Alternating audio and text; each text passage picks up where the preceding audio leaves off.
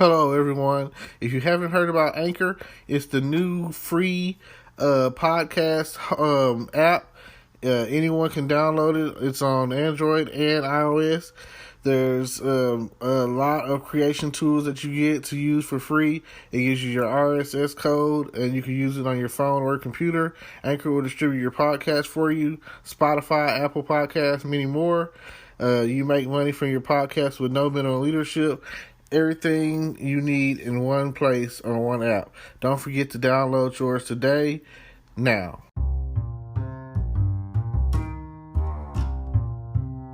Hello, podcast world. Welcome to my channel. Here today, it's 3/24/2021. That's March 24th, 2021 at 7:31 p.m. And I'm definitely here to talk about the reboot of Justice League. Yes, DC's Justice League, Zack Snyder's reboot, and I'm feeling it. You know, I just watched it again for the second time, which is hard to say because the movie itself is 4 hours long. It's long, and I enjoyed it. 2-hour movie, a good, nice, long movie or whatever. And I go back and think about some of the movies that I've seen or tried to watch that were on the long side, like 3 hours or whatever, kind of like the Avengers Infinity War movie and Endgame movie. Both of those were kind of roughly almost 3 hours or ish, you know. Star Wars movies are roughly in that category, long. Lord of the Rings, long movies, you know. So Harry Potter movies, kind of on the long side. So just think about what you're getting into when you're watching this movie. It's like double the normal runtime of 2 hours. So a 4-hour movie, wow, they had to go back and really figure some things out. And I like the graphics and the cinematicness of it, because it kind of reminded me of the movie 300, and I like 300, so you know, it was like, it has like these long dramatic stance, pause, looks, and music and everything, and it's great. My favorite thing about the movie is the cyborg fill-in storyline, because he's the only one, I mean, sorry to say it like this, he's the only one who is not getting his own movie. He's not getting a standalone movie, which really sucks. And I mean, he suffers a lot. And by the end of the movie, you know, he just loses so much in this movie. I mean, come on. I mean, but, you know, Cyborg, he's very powerful, you know, and people keep asking questions about future characters or whatever, because they, like he said, like Bruce said, they're doing the Hall of Justice thing in there somewhere, and he was like, him and Diana are like, yes, but with room with more, 6 chairs, but with room to grow, expand or whatever. And I feel like they got Green Lantern, talks of Green Lantern somewhere floating around out there, because the first one with Ryan Reynolds didn't really fit the standard of what a Green Lantern movie should probably be. And I mean, it wasn't horrible, it just wasn't great. It was just not, I don't know, somewhere along the way, DC forgot how to make good superhero movies. And I mean, come on, you've got Batman, one of the best superheroes of all time. The mantle of Batman is one of the best mantles to have, because you can remake Batman in so many shapes and form, and bring him back and bring him back and bring him back. So, you know, I mean, I don't understand. But coming out, I think next year, we've got our first Flash movie, so shout out to that. And I mean, you got, like I said, you've done Batman, you've done Superman, you know, and I just hate that Batman over the years has constantly changed. I mean, now that you've done an Aquaman and a Wonder Woman movie, that's great. So the next one only makes sense for this Flash movie to go out there and basically kick ass. And the cinema version of how should I say it, of Flash versus the TV version on CW version or whatever of the Arrowverse version. I like the Arrowverse version. I don't know. He does such a great job. Sometimes he might be a little over the top emotionally, but you know, that's the thing about the Flash. Like they say in the show a lot of times, it's his heart that makes him who he is in the show. And between him and Iris or whatever, everything is always so great. He's got a great team, Cisco, and you know, they did Farewell to the Whales. So I don't know how that really is going to play out. And let's see, who else? You got Katie and Killer Frost, now two different entities. And you have Chester, that guy that's kind of new, and Allegra, who's kind of new, and they're on the team. And you know, like I said, go Team Flash. At the end of the day, everything's going to be okay. Then you got Joe and Cecilia. So I've always liked Joe, and I'm talking about not him as the, you know, on the show, but him as in, I used to watch Law and Order, and he used to be a detective on Law and Order, and that's when I first paid attention to him as an actor. So I mean, every time you see somebody familiar in a show and they're an actor or actress, and you're familiar with their acting, and they go from one, I mean, let's say that, okay, he was a cop in Law and Order, now he's a cop in The Flash, and the role is perfect for him, you know, and it's great. He looks like he would have been Iris's dad, you know, so he looks like him and Barry would have had a great connection, you know. He plays the part, and him falling in love and marrying Cecilia, it just looks like they belong together, you know. Just everything is just so happy. And I mean, I drink coffee, and when they go to be like, oh, we're going to Jitter's to get some coffee, I think to myself like, oh my God, that sounds great. And I hope it's priced better than Starbucks, because Starbucks is like, hey, how much is coffee? $12. Oh, here's my arm, here's my leg. So nothing like reasonably priced coffee.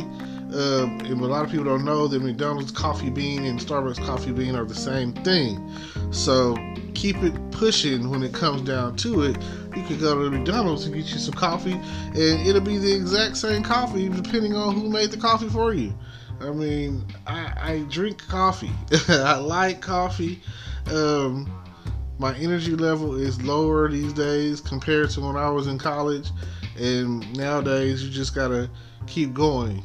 So I ask myself this quick question, and I always wonder, what are we going to do next?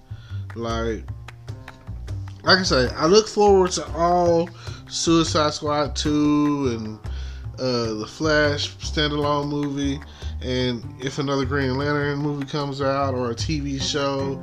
I'm getting ready for Supergirl to come out. I'm getting ready for the Legends of Tomorrow, DC's Legends of Tomorrow to come out. I'm waiting on that. I mean, I'm all over it. I still watch Black Lightning, you know, and even though they're on their final season, which sucks, but it's just, I mean, I hate that they didn't get the ratings, you know. There's some stuff going on in Black Lightning that, from a cultural standpoint, black people needed a hero, you know, and Black Lightning, it has a lot of good, like the teachings that they had on there dealing with when he's the principal. So for him to come in and be like, it's my life, I'm gonna live it by any means necessary, and you know, dealing with the police, these are things that we're dealing with right now today. So it just sucks. I mean, like when they talk about green light is like crack and drugs of any nature, you know. So we're trying to clear our streets of these drugs and drug dealers, and they're everywhere. It doesn't matter what city you live in, they're everywhere. And, you know, so then you just have the fact that you're black. It doesn't take much. It doesn't take much to spark that off for the police to harass you or, you know, treat you inappropriate in any kind of way. None of that really matters at the end of the day because, like I said, you're black. So, and it seems like all the black TV superhero shows, you know, Black Lightning, Luke Cage, you know, and you probably could go down the list, but I'm just going off of what's current, don't seem to get a strong following for some reason. It's already bad enough that a lot of people might not be into the whole superhero comic book scene and might not know who's what and what's who and all this and that, but come on.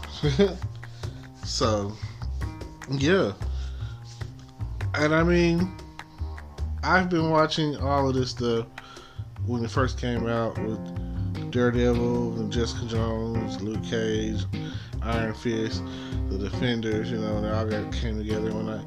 And, you know, it's all good. It's all good. Oh, Punisher. Oh, man.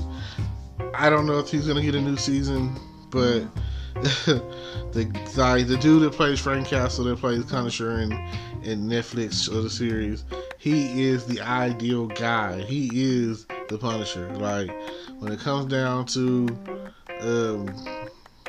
you know, it's just like Robert Downey Jr. is freaking Tony Stark. So, you know, there's some casting that's been done out there that's perfect for the part.